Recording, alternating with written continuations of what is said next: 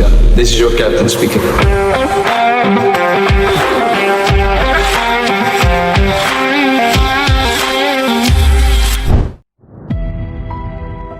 Pernahkah kalian membayangkan bahwa kekuatan sejati sebuah timnas bukan hanya terletak pada 11 pemain terbaiknya, tetapi pada kedalaman skuad yang mampu menggantikan peran pemain utama? Sebuah skuad di mana setiap pemain dari starter hingga cadangan adalah petarung yang siap tampil dan memberi segalanya untuk tim. Dan kini, inilah generasi emas timnas Indonesia.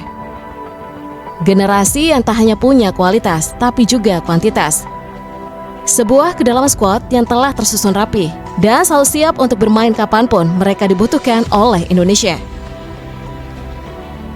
Pada pembahasan sebelumnya, kita sudah menyaksikan kekuatan utama yang dipimpin oleh sang jenderal lini belakang Jay Etzes.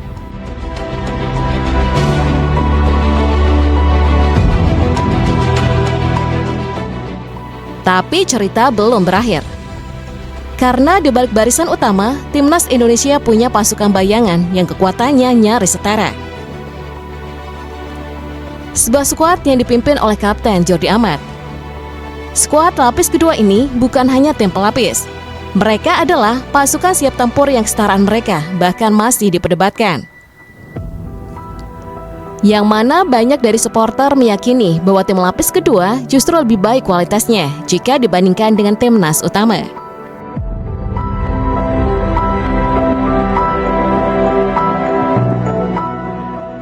Dan tunggu dulu, karena kedalaman timnas Indonesia belum berhenti sampai di situ. Bayangkan kita masih punya lapis ketiga. Sebuah armada baru. Sebuah pasukan yang dikenal punya tekad yang lebih berapi-api. Siapa saja yang layak masuk skuad ini? Dan Ikam Sport akan hadirkan jawabannya untuk kalian semua. Ini adalah sebuah sajian penuh kejutan yang akan mewujudkan kita semua bahwa negeri ini sungguh punya skuad yang mewah. Inilah kekuatan tersembunyi timnas Indonesia. Kekuatan yang siap meledak kapanpun mereka dibutuhkan.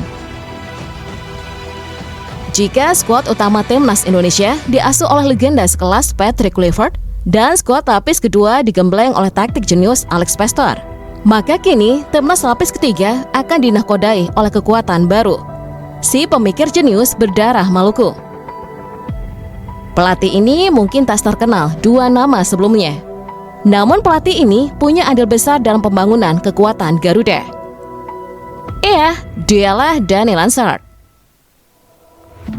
Nama yang jarang terdengar, tapi perannya tak bisa diabaikan. Ia adalah arsitek senyap, sang pengatur strategi di balik layar. Dan kini, Lansard datang membawa formasi berbeda. Sebuah formasi dari pengamatan panjangnya yang akan ia terapkan ke timnas Indonesia lapis ketiga. Formasi itu adalah 4-4-2. Sebuah susunan klasik namun berpotensi menghadirkan banyak kejutan. Maka kita akan mulai dari dua pemain depan. Di sana akan berdiri dua sosok, Rafa Struijk dan Ciro Alves. Iya, Rafael Struijk adalah tulang punggung era Sintayong. Namun pemain ini perlahan mulai tak lagi menjadi pilihan utama dari skuad utama Kluivert. Sebelumnya, Rafa memilih hijrah ke Liga Australia. Namun, ia justru terjebak dalam kabut kelam di Brisbane Roar. Sebuah klub yang disinyalir akan memudahkan pemain Indonesia karena di klub ini katanya adalah punya orang Indonesia. Namun yang terjadi justru sebaliknya. Rafa tak masuk line up, bahkan tak dilirik di bangku cadangan. Tapi ingat, Garuda sejati tak pernah hilang taringnya. Rafa masih muda, usianya baru 21 tahun. Namun ia sudah mengantongi 20 caps di timnas senior. Itu belum termasuk di kelompok umur. Dan di samping seorang Struijk berdiri sang predator bernama Ciro Alves. Ciro Alves sungguh memiliki nama besar di Liga 1. Ia digelari mesin golnya Persib Bandung. Ciro! Ciro! Ciro! Bahkan Ciro baru saja menorehkan sejarah, yaitu mampu membawa Persib back-to-back champions. Namun bukan itu poinnya. Karena berita yang lebih mengguncang adalah istrinya mengumumkan bahwa Shiro akan segera menjadi warga negara Indonesia. Iya, Shiro akan menjadi warga negara Indonesia. Melalui live sosial medianya, istri Shiro Alves mengatakan jika ia dan suaminya akan menetap di Indonesia dan segera menjalani proses naturalisasi. Mendengar kabar itu, supporter Gempar dan Garuda bergetar. Memang masih menjadi simpang siur apakah seorang Shiro eligible untuk berseragam timnas atau tidak. Namun kabar bahwa Shiro akan dinaturalisasi merupakan kabar yang baik bagi sepak bola Indonesia. Andai benar, maka timnas akan kedatangan sosok yang bisa jadi pembeda di momen krusial. Walau usianya tak lagi muda, Shiro adalah iblis bagi pertahanan lawan. Kecepatannya bagai peluru dan kelincahannya seperti belut. Tak ada yang meragukan seorang Shiro, karena konsistensinya jadi salah satu kunci utama Persib jadi raja di Liga 1. Maka dua pemain ini, Rafael Struijk dan Shiro Alves, akan bersatu di lini depan timnas Indonesia lapis ketiga.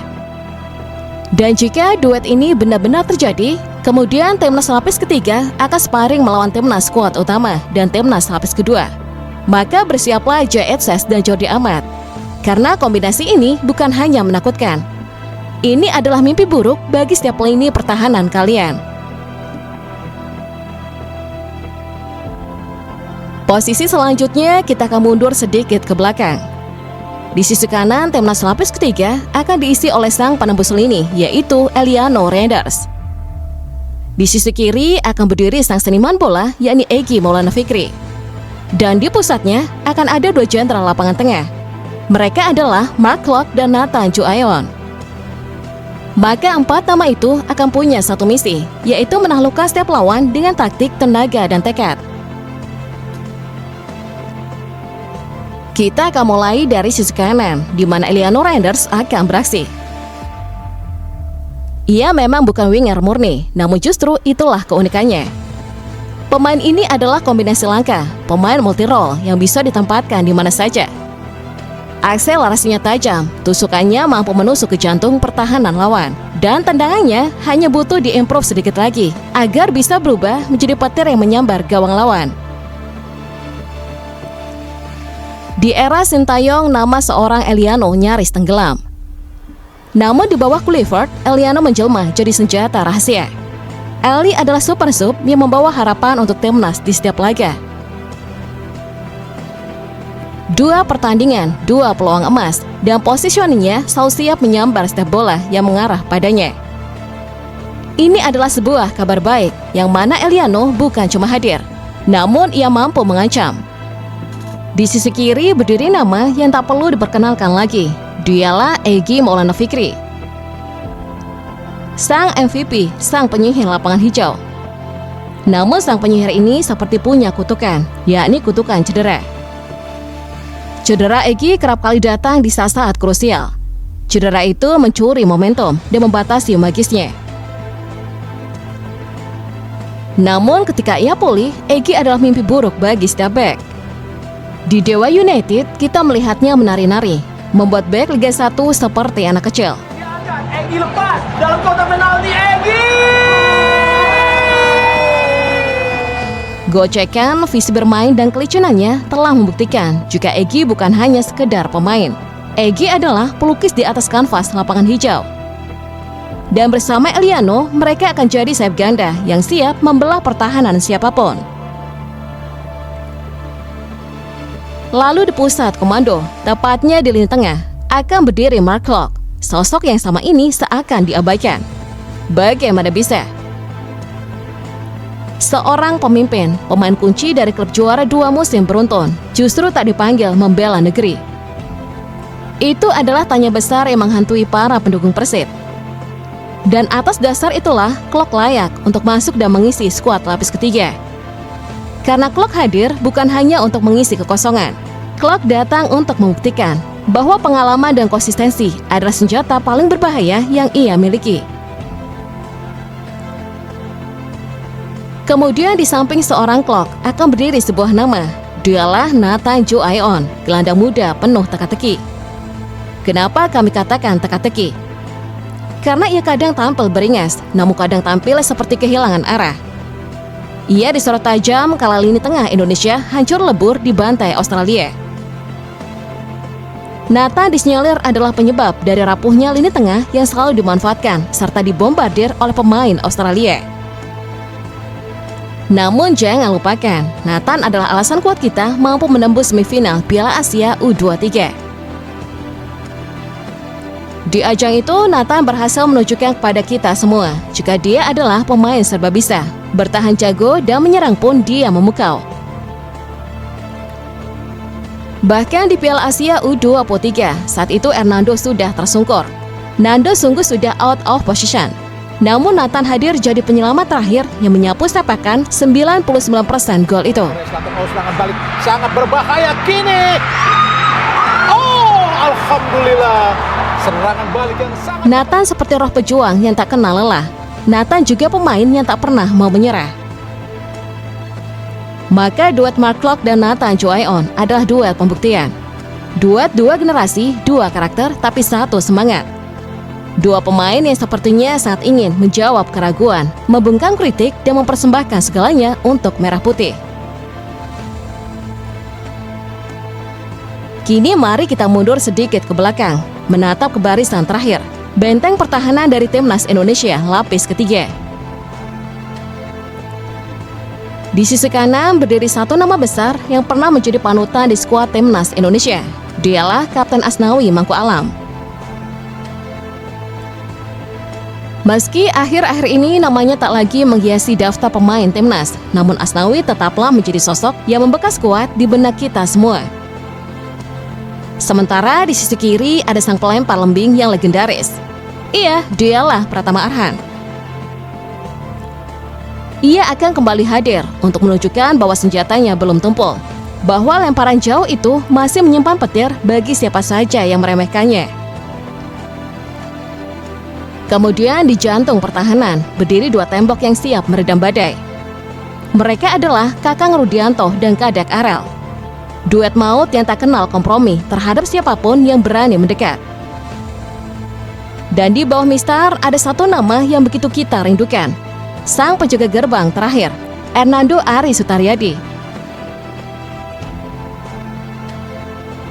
Kita mulai dengan Asnawi Mangku Alam. Kini ia tengah menjalani fase terbaiknya di level klub. Ia tumbuh dan ia sungguh matang di Liga Thailand. Siapa yang menyangka? Nilai pasarnya kini melonjak hingga 7,82 miliar rupiah. Ini adalah angka tertinggi sepanjang karirnya. Namun ironisnya, di era Patrick Kluivert, nama Asnawi bahkan tak sekedar tergeser. Asnawi benar-benar hilang dari radar. Padahal ia adalah pemain yang pernah mengemban ban kapten, pemain yang menjadi simbol kepercayaan dan kepemimpinan. Tapi inilah sepak bola. Kadang mereka yang sebelumnya menjadi tumpuan dan andalan, besok lusa bisa saja mereka sudah tak lagi dibutuhkan. Keputusan itu memang seperti menjadi pro dan kontra. Asnawi ini ibarat representasi bakat lokal yang mampu bersaing dengan para pemain diaspora. Namun Asnawi ini meninggalkan kesan yang tampaknya menjadi trauma berat dari banyak supporter. Tepatnya penampilannya saat bermain melawan China di kualifikasi Piala Dunia ronde ketiga. Saat itu timnas tertinggal, Asnawi pun underperform. Dan yang lebih menyakitkan, Asnawi kerap kali egois. Seolah-olah ia sendiri mampu melewati lawan dan bahkan tak mau membagi bola ke rekan setimnya. Namun justru melepaskan sepakan yang begitu memanjakan bagi kiper China. Sekali lagi, penampilan Asnawi saat itu terbukti menjadi luka kolektif yang membuat para fans trauma. Performa menurun, keputusan egois dan peluang yang disia-siakan. Namun kita percaya, jika Asnawi mau bangkit dan memperbaiki visinya di lapangan, istilah kata tak lagi gerasa-gerusuk. Maka yang terjadi, Asnawi bukan hanya bisa kembali, ia bisa menggebrak, menggetarkan, dan membuat kita berdiri dengan sorakan yang membara. Lalu di sisi kiri hadir kembali Pratama Arhan, pemain yang sempat menjadi korban dari sistem sepak bola Jepang dan Korea yang lebih mementingkan popularitas ketimbang potensi. Namun kini di Liga Thailand, Arhan bangkit. Ia kembali bermain, menunjukkan kelasnya dan menjadi starter yang disegani. Meski banyak mencibir lemparan jauhnya, kita tak bisa pungkiri, itulah senjata rahasia Timnas. Lemparan itu bukan hanya gaya, tapi strategi yang menembus logika pertahanan lawan. Bayangkan di kanan Asnawi, di kiri Arhan. Dua bakat lokal, dua jiwa petarung, berdiri sebagai perisai bagi skuad lapis ketiga. Tapi jangan salah, lapis ketiga ini bukan sisa. Mereka adalah tulang belakang cadangan yang siap menjelma menjadi utama saat panggilan itu datang. Dan ketika momen itu tiba, mereka akan berdiri, bukan sebagai pelengkap, tapi sebagai pahlawan. Kita berlanjut ke posisi paling vital di Timnas Indonesia. Di bawah komando pelatih Dani Lanshard dipasangkan dua tembok baja di jantung pertahanan, Kadek Aral dan Kakang Rudianto. Dua nama yang sama ini underrated, dua pemain muda yang namanya tak sepopuler Muhammad Ferrari, tapi justru itulah yang membuat mereka berbahaya.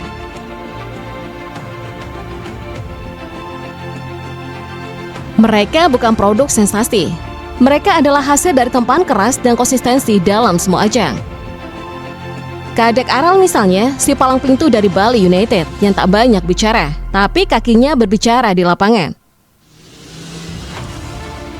Permainannya tenang, presisinya tinggi, dan dalam setiap laga Timnas kelompok umur, ia hampir tak pernah menjadi titik lemah. Kadek Aral bukan bek yang hanya mengandalkan fisik, tapi juga otak dan visi. Itulah yang membuatnya istimewa. Sementara di sisi lainnya berdiri Kakang Rudianto. Memang ia belum membuktikan banyak hal di Timnas karena Kakang bukanlah pilihan utama di sana.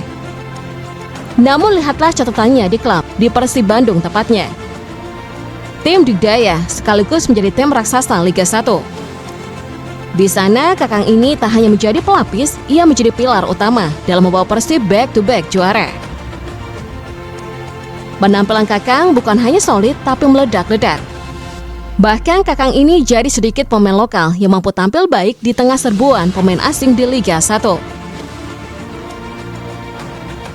Ia adalah bukti nyata bahwa kadang yang tak terlihat bukan berarti tak hebat. Ia hanya menunggu panggungnya, dan mungkin panggung itu sebentar lagi akan datang. Duet Kadek dan Kakang adalah representasi dari masa depan lini belakang Timnas Indonesia. Karena dua pemain ini sungguh masih sangat muda, haus pembuktian dan penuh potensi menggelegar. Mereka bukan hanya pengisi, mereka adalah batu penjuru dari skuad yang disebut sebagai Timnas lapis ketiga. Skuad yang kalau dilihat-lihat nyatanya tak kalah menggetarkan. Kemudian di bawah Mister berdirilah Hernando Ari Sutaryadi, penjaga gawang yang telah lama menjadi idola dan harapan bagi jutaan pasang mata pecinta sepak bola tanah air. Sebelum nama Paes dan Emil menghiasi line up Timnas Indonesia, Hernando adalah simbol harapan terakhir kita. Memang ia tertinggi kiper-kiper diaspora, tapi jangan tertipu oleh postur. Refleks dan skillnya justru melampaui batas rata-rata. Nando bukan hanya penjaga gawang, ia adalah penjaga kehormatan, tembok terakhir yang berdiri saat yang lain runtuh. Dan kini di skuad lapis ketiga, Hernando akan siap kembali menjadi benteng yang tak tergoyahkan. Maka timbullah pertanyaan maha penting. Apa yang akan terjadi jika Timnas lapis pertama, Timnas lapis kedua, dan Timnas lapis ketiga saling bertarung di atas lapangan? Jika sebelumnya banyak yang bilang kekuatan lapis pertama dan kedua setara, maka sekarang saatnya menantang asumsi itu. Apakah lapis ketiga ini bisa bersaing? Ataukah justru mereka diam-diam adalah kekuatan tersembunyi yang siap mengejutkan kita semua? Ataukah inilah sebenarnya skuad terbaik yang akan kita bawa untuk menantang Asia Tenggara untuk menaklukkan AFF dan membawa merah putih berkibar paling tinggi?